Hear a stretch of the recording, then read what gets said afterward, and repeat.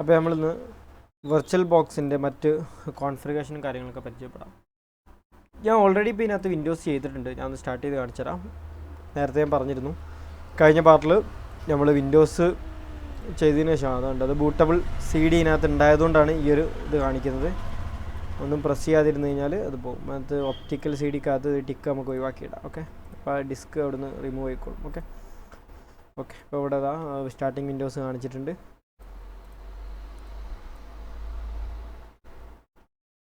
Windows welcome കാണിക്കുന്നുണ്ട്, അത് ലോഡായി വരുന്നുണ്ട്. ഓക്കെ, ഇത് ഫുൾ സ്ക്രീനിലിടാം, നമുക്ക് അതേപോലെ ഫുൾ സ്ക്രീനിൽ യൂസ് ചെയ്യാൻ പറ്റും. ഓക്കെ,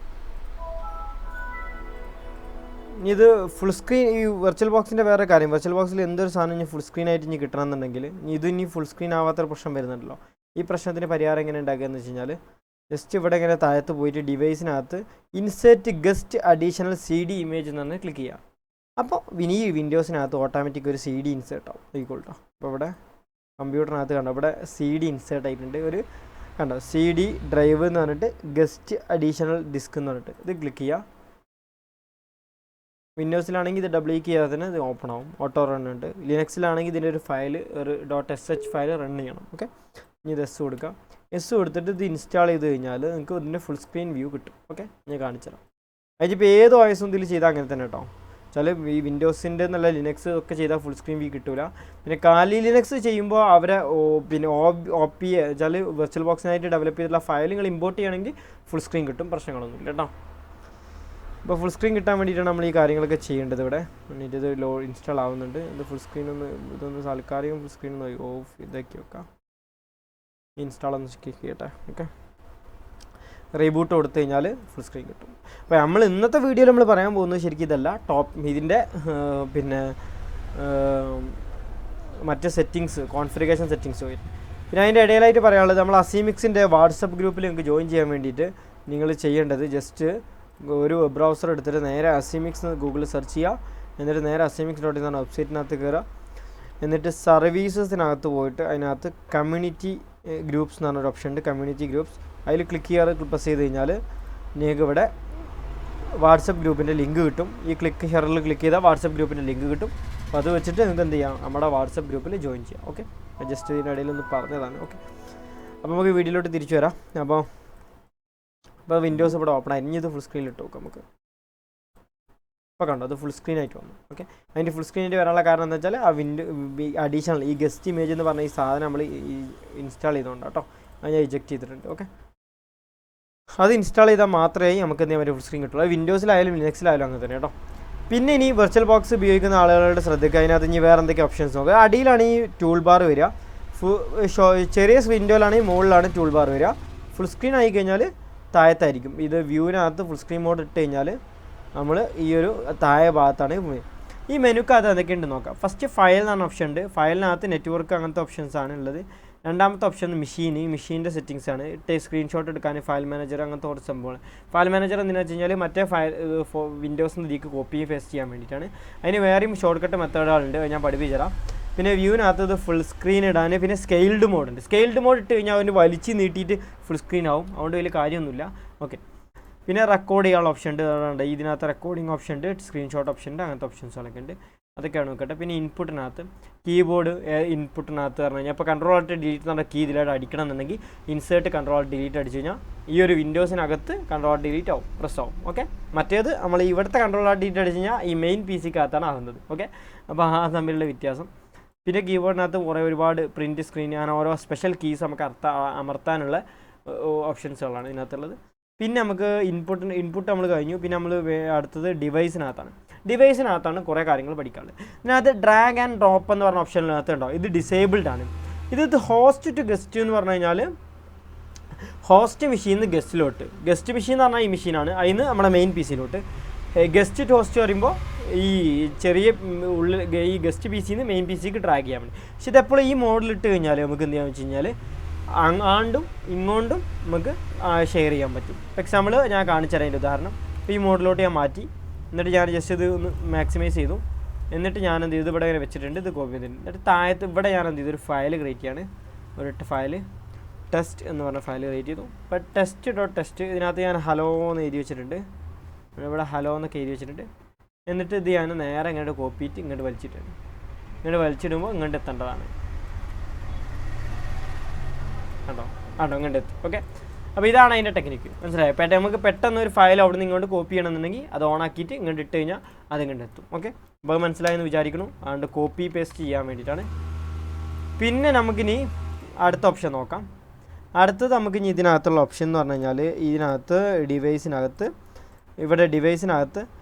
ഷെയർഡ് ക്ലിപ്പ് ബോർഡ് വെച്ചാൽ ഒരു കാരണം കോപ്പി എടുത്തു കഴിഞ്ഞാൽ അത് ഇതിലോട്ട് വരണം എന്നുള്ളതാണ് ഇതിൻ്റെ ഓപ്ഷന്. അതുപോലെ ഫോൾഡർ ഷെയർ ചെയ്യാനുള്ള സെറ്റിങ്സ് ഉണ്ട്. അത് വെച്ചാൽ മെയിൻ പി സിയിൽ നിന്ന് ഒരു ഡ്രൈവ് ഇതിലോട്ട് ഷെയർ ചെയ്യണമെന്നുണ്ടെങ്കിൽ ഇതിനകത്ത് സെറ്റിങ്സ് പോയിട്ട് ഇവിടെ നമുക്ക് പുതിയ ഷെയർ ആഡ് ചെയ്ത് കൊടുക്കാൻ പറ്റും. ഏതാണ് പാത്ത് എന്നുള്ളത് അതർ ലൊക്കേഷൻ എടുത്തിട്ട് നമുക്ക് നമ്മുടെ വിൻഡോസിൻ്റെ ഏതെങ്കിലും ഡ്രൈവൊക്കെ ഇങ്ങോട്ട് നേരിട്ട് ഷെയർ ചെയ്യാൻ പറ്റും. അതിനുള്ളൊരു ഓപ്ഷൻ ഉണ്ട് ഇവിടെ ഉണ്ട്. ഓക്കെ, അത് പിന്നെ ഇവിടെ കിട്ടുകയെന്ന് വെച്ച് കഴിഞ്ഞാൽ ഇവിടെ നെറ്റ്വർക്കിനകത്ത് ഇതിനകത്ത് വരും. ഓക്കെ, ഇതിനകത്ത് ഡിസ്കവറി ഓൺ ആക്കി കഴിഞ്ഞാൽ ഇതിനകത്ത് വരും. അങ്ങനെയാണ്. ഞാനിപ്പോൾ കാണിച്ചു തരുന്നില്ല, നമുക്ക് ട്രൈ ചെയ്ത് നോക്കാവുന്നതാണ്. പിന്നെ വെബ് ക്യാമറ, ഓരോ സാധനങ്ങൾ ഒരു USB ഇതിനകത്ത് കണക്ട് ചെയ്ത് കഴിഞ്ഞാൽ അത് ഈ ഒരു സിസ്റ്റത്തിലോട്ട്, ഈ ഒരു വെർച്വൽ മെഷീനിലോട്ട് കിട്ടണമെന്നുണ്ടെങ്കിൽ ഇവിടെ പോയി ടിക്കറ്റ് കൊടുക്കണം. ഇത് കീബോർഡ് മൗസൊക്കെയാണ്. കീബോർഡ് മൗസ് ഡീഫോൾട്ടായിട്ട് കിട്ടും. ഇനി എക്സ്ട്രാ ഒരു ഡിവൈസ് കണക്ട് ചെയ്ത് കഴിഞ്ഞാൽ അത് ഈ ഒരു വെർച്വൽ ബോക്സിലോട്ട് കിട്ടണമെന്നുണ്ടെങ്കിൽ ഇപ്പോൾ ഒരു പെൻഡ്രൈവ് കണക്ട് ചെയ്ത് കഴിഞ്ഞാൽ ആ പെൻഡ്രൈവ് ഇവിടെ കാണിക്കും. അത് അതിന് ക്ലിക്ക് ചെയ്ത് കഴിഞ്ഞാൽ ഈ വെർച്വൽ ബോക്സിലോട്ട് കണക്ട് ആവും. അങ്ങനെയാണ്. ഇപ്പം എൻ്റെ അടുത്ത് പെൻഡ്രൈവ് ഒന്നുമില്ല കാണിക്കാൻ. അതുപോലെ നെറ്റ്വർക്കും അതുപോലെ തന്നെ എക്സ്ട്രാ നെറ്റ്വർക്ക് അഡാപ്റ്റർ സെറ്റ് ചെയ്യാനോ അങ്ങനെ. ഓഡിയോയുടെ സെറ്റിങ്സ്, ഓഡിയോ ഇൻപുട്ട് ഔട്ട്പുട്ട് പറഞ്ഞാൽ മൈക്രോഫോണും കാര്യങ്ങളൊക്കെ കണക്ട് ചെയ്യാൻ വേണ്ടിയിട്ട്. ഔട്ട്പുട്ട് പറഞ്ഞു കഴിഞ്ഞാൽ നമുക്ക് സ്പീക്കറുകൾ എങ്ങോട്ടാണ് കണക്ടിവിറ്റി പോകുന്നുള്ളത്. പിന്നെ ഒപ്റ്റിക്കൽ ഡ്രൈവ് CD ഇട്ട് കൊടുക്കാൻ അങ്ങനത്തെ ആവശ്യത്തിന് വേണ്ടി. ഓക്കെ, അപ്പോൾ ഇത്രയും കാര്യങ്ങളൊക്കെയാണ് അതിനകത്തുള്ളത്, ഡിവൈസിനകത്തുള്ള കാര്യങ്ങൾ. പിന്നെ നമുക്ക് സെറ്റിങ്സിലോട്ട് കിടക്കാം. നമുക്ക് മെയിൻ സെറ്റിങ്സ്. അപ്പോൾ ഞാൻ ഈ സെറ്റിങ്സ് ചെയ്യുമ്പോൾ എപ്പോഴും ഷട്ട് ഡൗൺ ചെയ്തിരിക്കണം. എന്നിട്ട് മാത്രമാണ് അതിൻ്റെ സെറ്റിങ്സിൽ നമുക്ക് ചേഞ്ചസ് വരുത്താൻ പറ്റും. വെർച്വൽ ബോക്സിൻ്റെ സെറ്റിങ്സിൽ എപ്പോൾ നമ്മൾ ചേഞ്ചസ് വരുത്തുമ്പോഴും ഇത് ഷട്ട് ഡൗൺ ചെയ്തിരിക്കണം. അപ്പോൾ ഷട്ട് ഡൗൺ ചെയ്തു. എന്നിട്ട് ഞാൻ സെറ്റിങ്സ് മാറ്റം വരുത്താൻ പോവാണ്. അപ്പോൾ സെറ്റിങ്സിനകത്ത് നമുക്ക് എന്തെല്ലാം മാറ്റങ്ങൾ വരുത്താൻ നോക്കാം. സെറ്റിങ്സിനകത്ത് നമുക്ക് ഈ സെറ്റിങ്സ് പ്രസ് ചെയ്യാം. ഇവിടെ ഒരുപാട് ഓപ്ഷൻസ്. ജനറലിനകത്തുള്ള ഓപ്ഷൻസ് പറഞ്ഞാൽ ബേസിക് ആയിട്ട് ഇതിൻ്റെ നെയിം കാര്യങ്ങളൊക്കെ ചേഞ്ച് ചെയ്യാനുള്ള ഓപ്ഷന്. അഡ്വാൻസിനകത്ത് പറഞ്ഞു കഴിഞ്ഞാൽ അതിൻ്റെ ഇപ്പം നമ്മൾ അവിടെ കാണിച്ച ഓരോ ഓപ്ഷൻസ് അത് ഇതിനകത്ത് പ്രീസെറ്റ് ചെയ്ത് കൊടുക്കാൻ പറ്റും. ഓക്കെ, പിന്നെ ഡിസ്ക്രിപ്ഷന്, ഡിസ്ക് എൻക്രിപ്ഷൻ വേണമെങ്കിൽ എനേബിൾ ചെയ്ത് കൊടുക്കുക. ഡിസ്ക് എൻക്രിപ്ഷൻ എന്ന് പറഞ്ഞു കഴിഞ്ഞാൽ ഇപ്പോൾ ആ ഒരു പിന്നെ ഡ്രൈവ് ഉണ്ടല്ലോ, നമ്മളിപ്പോൾ ഇതിന് യൂസ് ചെയ്യുന്ന ഹാർഡ് ഡ്രൈവ് എൻക്രിപ്റ്റ് ചെയ്യാൻ പറ്റും. പിന്നെ ഇത് ഓൺ ആക്കുമ്പോൾ ആ പാസ്വേഡ് അടിച്ചാൽ മാത്രമേ അത് നമുക്ക് എനേബിൾ ചെയ്യാൻ പറ്റുള്ളൂ. അപ്പോൾ വേണമെങ്കിൽ കാണിച്ചുതരാം. അത് ഇതിൻ്റെ സ്ട്രോങ് ആട്ടോ. ഈ ഒരു 128 ബിറ്റും 256 ബിറ്റിൽ ഞാനൊരു പാസ്വേഡ് ഇടാൻ പോവാണ്. പാസ്വേഡ് കൊടുത്തു ഓക്കെ പ്രസ് ചെയ്തിട്ടുണ്ട്. സേവിങ് ആവണമെങ്കിൽ കുറച്ച് സമയം, ഈ വീഡിയോയിൽ മൊത്തം എൻക്രിപ്ഷൻ നടക്കുന്നതുകൊണ്ട് തന്നെ കുറച്ച് സമയം എടുക്കും. അതൊന്ന് കംപ്ലീറ്റ് ആയിക്കോട്ടെ. ഞാനൊന്ന് സ്റ്റോപ്പ് ചെയ്യുന്നുണ്ട്. അതൊന്ന് കംപ്ലീറ്റ് ആവുന്നവരെ ഞാനൊന്ന് വീഡിയോ സ്റ്റോപ്പ് ചെയ്ത് വെക്കുന്നുണ്ട്. ഒരുപാട് ടൈം എടുക്കും. ഇപ്പോൾ നമ്മുടെ അതൊരു എൻക്രിപ്ഷൻ ഓട്ടോമാറ്റിക് പിന്നെ കംപ്ലീറ്റ് ആയി എൻഡ് ആയിട്ടുണ്ട്. ഇനി നമുക്കൊന്ന് മെഷീൻ സ്റ്റാർട്ട് ചെയ്ത് നോക്കാം. എന്താണ് തമ്മിലുള്ള വ്യത്യാസം എന്ന് നോക്കാം.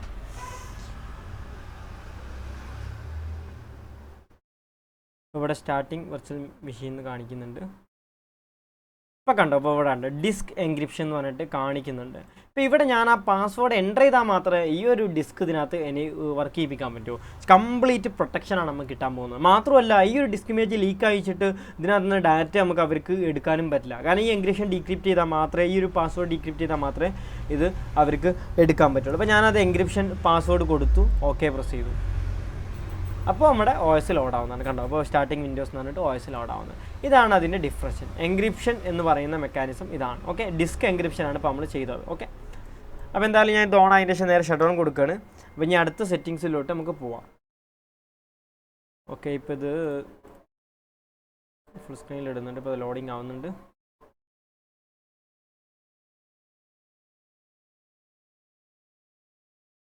ഓക്കെ, അത് വന്നിട്ടുണ്ട്. ഞാനിത് ഷട്ട് ഡൗൺ കൊടുക്കുകയാണ്. കാരണം ഇപ്പോൾ ഡിസ്ക് എൻക്രിപ്ഷൻ നമ്മൾ പഠിച്ചു. നമുക്ക് അടുത്ത എന്തൊക്കെ സെറ്റിങ്സ് ആണെന്ന് നോക്കാം. കാരണം വീഡിയോ ഇപ്പോൾ നമ്മൾ 10 മിനിറ്റ് ആയി റൺ ചെയ്തിട്ട് നമുക്കൊരു കാര്യം ചെയ്യാം. അടുത്ത സെറ്റിങ്സ് അടുത്ത പാർട്ടിൽ നോക്കാം. അപ്പോൾ ജനറലിലുള്ള എല്ലാ കാര്യങ്ങളും ഇപ്പോൾ നമ്മൾ നോക്കി. ഇനി നമുക്ക് അടുത്തതായിട്ട് സിസ്റ്റം, ഡിസ്പ്ലേ, അതുപോലെ സ്റ്റോറേജ്, ഇതിനകത്തൊക്കെ എന്തൊക്കെയുണ്ട് നോക്കാം. അത് നമുക്ക് അടുത്ത പാർട്ടായിട്ട് ചെയ്യാം. കാരണം ഇപ്പോൾ തന്നെ നമുക്ക് ഇവിടെ 10 മിനിറ്റിൻ്റെ വീഡിയോ ആയി. അപ്പം നമുക്ക് അടുത്ത പാർട്ടായിട്ട് ചെയ്യാം, ഡീറ്റെയിൽ ആയിട്ട് ചെയ്യാം. ഓക്കെ, അപ്പോൾ അടുത്ത വീഡിയോയിൽ കാണാം.